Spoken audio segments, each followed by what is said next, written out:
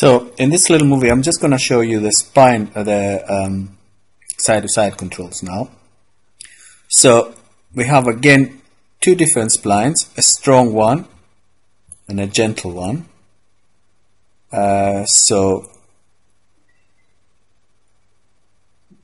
the side-to-side multiplier is the one that actually helps us to adjust with the strength and the side on which a character leans. And traditionally, you would find that your character leans onto the foot that is planted on the floor.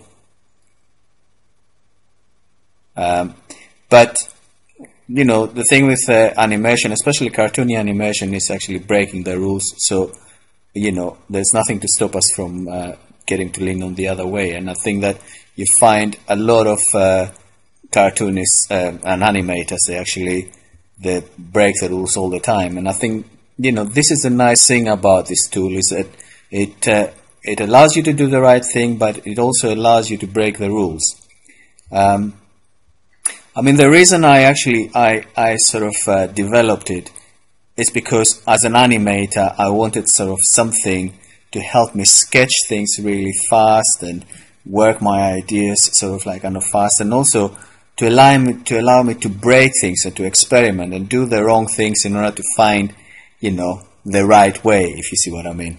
So that actually gives you this kind of options. So we're just gonna do the right thing here and get him to actually sort of like kind of to bend, to plant on his correct foot. And now here we have the bend value. So as well as actually leaning, we can get the character to bend in the right way. And with a twist value, we can get him to twist in the right way as well. So the twist value, again, give us a sort of like kind of the option to get to do the right thing, but also to do the wrong thing. And here we're doing the wrong thing because he turns the wrong way. But again, there are times where you want to do you want to do the wrong thing. But again, in this occasion, we're going to do the right thing and get him to twist in his opposite hip. What we're going to do also is just perhaps, you know, just adjust a little bit the bend value. We also have a bent spine, so we could get the guy to sort of like kind of to just bend forward or bend back. And if I can remember correctly, you know, working still with a little Charlie Chaplin idea, he always kind of had that, you know, look of slightly sticking his tummy out when he walked. But I'm still doing this from memory, so you know.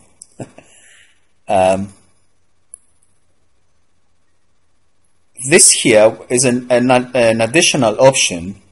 We have a fixed bend, but we also have a moving bend.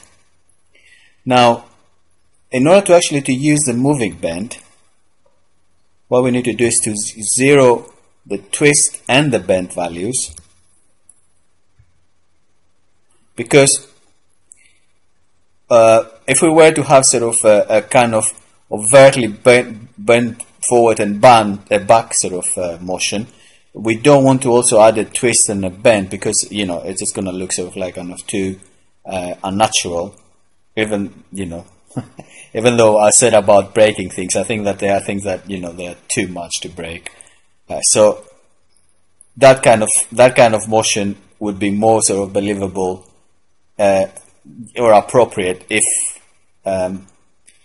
we were to actually not have only the bend forward and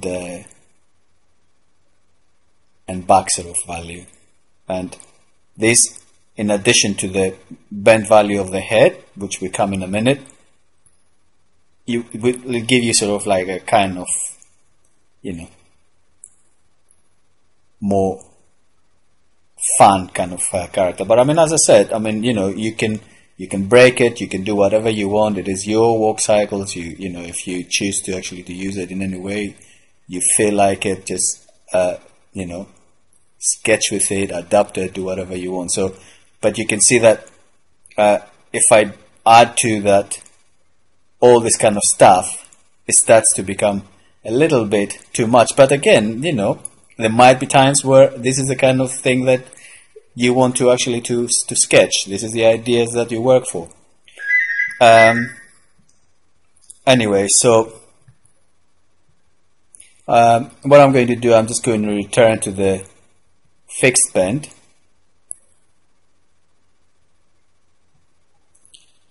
And also, I'm going to temper it a little bit so that it's not really like that.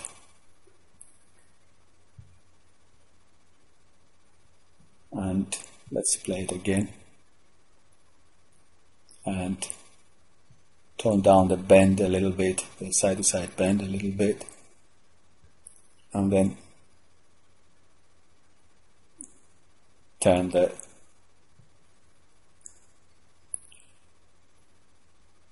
twist a little bit. Okay, and now we come to the head value, the head sort of controls,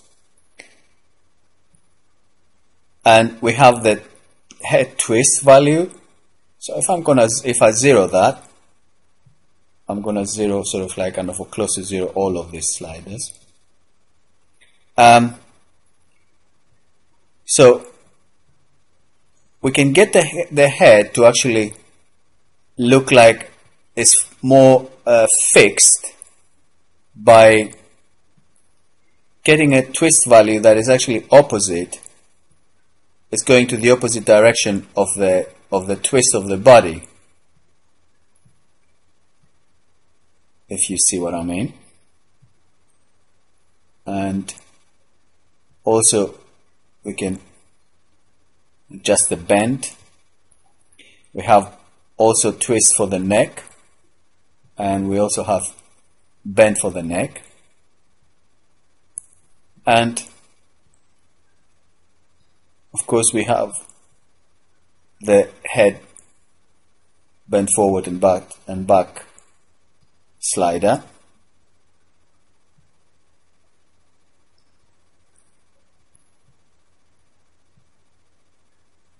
And that actually concludes the look into our sort of head and spine controls. So I'm going to close these tabs down, and then on the next movie I'm just going to move on the arms and the fingers.